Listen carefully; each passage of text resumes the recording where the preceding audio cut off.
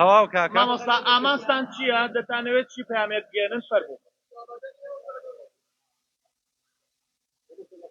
بەناوی خوای گەورە بەڕێزان و خۆشەویستان سڵاوی خوای گەورەتان لێبێ. ئێمە وەکو لیژنەی لاوەکی کە ڕاستپێراوی لیژنەی بینینی باڵای مانگی لە هەرێمی کوردستان وەکو ساڵانە ڕاستپێراوین بۆی کە بە دوواداچوون بکەین بۆ بینینی مانگی پیرۆزی ڕەمەزان. دیارە بینینی مانگ پرۆسەیەکی شەرعی و زانستی فەلەکناسیە، پەیوەستە بەم دوو جەمسەرەوە، هەم زانستی فەلەکناسی هەمیش لایەنی شەرعی. لێستادا مانگی ڕەمەزان سەعاتێک پێش نوێژی بەیانی زیاتر لەدایک بووە و بۆ کاتی بانگی ئێوارە 14 سەعات تەمەنیەتی و گۆشەی بینینی مانگ لە وڵاتی خۆمان لە باشووری کوردستان و بە تایبەتیش لە شاری سلێمانی گونجاوە بە تلسکۆب لە کەشوهەوایەک ئەگەر مساعید ببێت وەیە لە 150 احتیمالی هەیە ببیندرێ و ئەشگونجێ نەبیندرێ، بەڵام لە وڵاتانی ناوچەکە بە دڵنیایەوە ئەم ئێوارەیە مانگی پیرۆزی ڕەمەزان بەدی دەکرێت و دەبیندرێت. تەمانا دەکەین لە ئێوەی ئەزیز و خۆشەویستیش ئەو ڕاو سەرنج و بۆ چوونانەی کە ئێمە هەمانە بەرجێکێنەوە بۆ لیژنەی بینینی مانگ ئەوان بڕیار دەدەن. ئێمە تەنها لیژنەیەکی لاوەکین، بڕیار لای ئێمە نییە، چاودێری دەکەین ببینین یان نەبینین، ئێمە ڕای ناگەینین بە ئێوەی ئەزیز و خۆشەویست، بەڵکو بەرزی دەکەینەوە.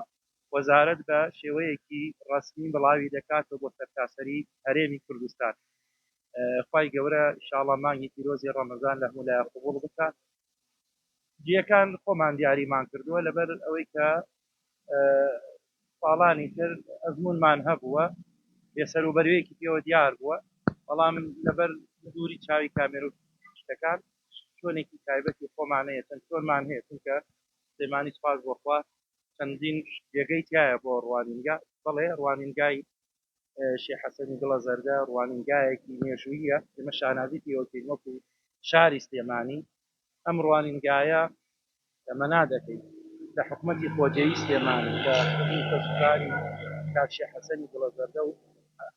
جەنابی عەلامە شێخ حەسەنی دڵە زەردە و هەروەها نوێنەرانی حکومەت کە بتوانن شۆنێکی شیاو بۆ ڕوانینگای هەموو مانگە عەرەبیەکان ئامادە بکەن بە درێژایی ساڵ، بە تایبەتی مانگی پیرۆزی ڕەمەزان وردە وردە بەرەو سەرما دەڕوات، کەشەیەکی گونجاو بێ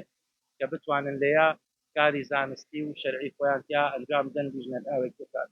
خی گەورەی ئینشاڵڵا هەموو لایەک مامۆستا ئەوەی کە هەیە ئێمە لە وڵاتی عێراقی نەگەرچی کوردستان سەر بە عێراقە، بەڵام عێراق وەقتی سنی هەیە کۆمەڵێ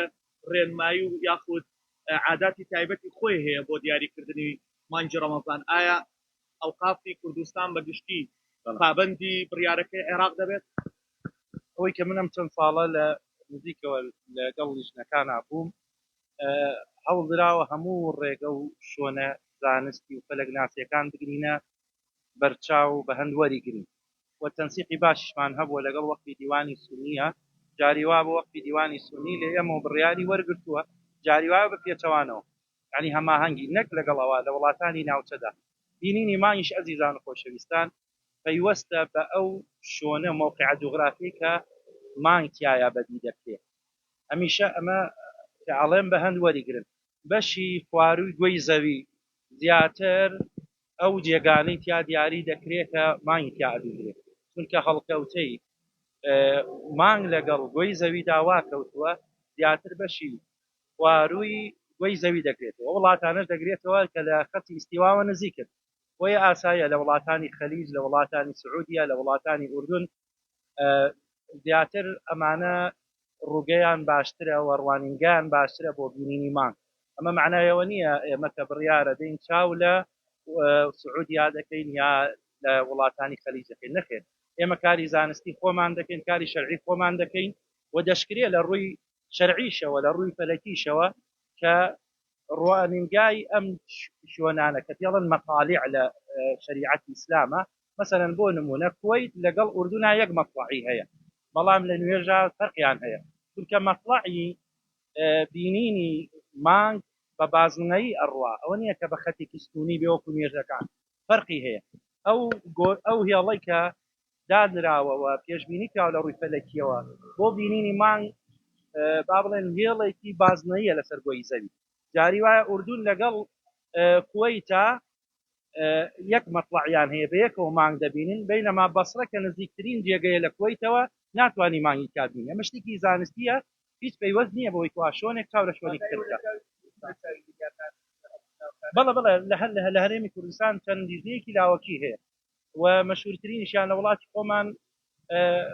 ڕوانینگای گەڵە زەردەی مێژوویە کە شانازی پێوە دەکەین بەڵام ئێمە لەبەر ئەوە ناتوانین ئەم ساڵ بچینە ئەوێ ئەوە ئەوێکی خۆمانە من ناوم عەدنان خالید ڕەسوول نوێنەری بەڕێوەبەرایەتی ئەوقافی سلێمانی ئەوەی کە پەیوەست بێ بەلایەنی مێژوەکەی ڕوانینگەی گڵە زەردە و مێژووی گڵە زەردە تەواوی ئەو شتانەی کە پێشتر لە وڵاتی خۆمان شانازی پێوە کراوە بە ڕوانینگای گڵە زەردە ئەو زیاتر ڕوونکردەوە لەسەر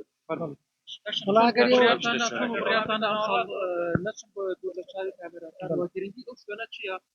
زۆر باس دەکرێتم شوێنەکە ئەە بکەن بە شوێنێکی وەکو شوێنێکی مێژوویێتەوە وا گرنگی بێت هەوڵەکان بۆ بە چێت لای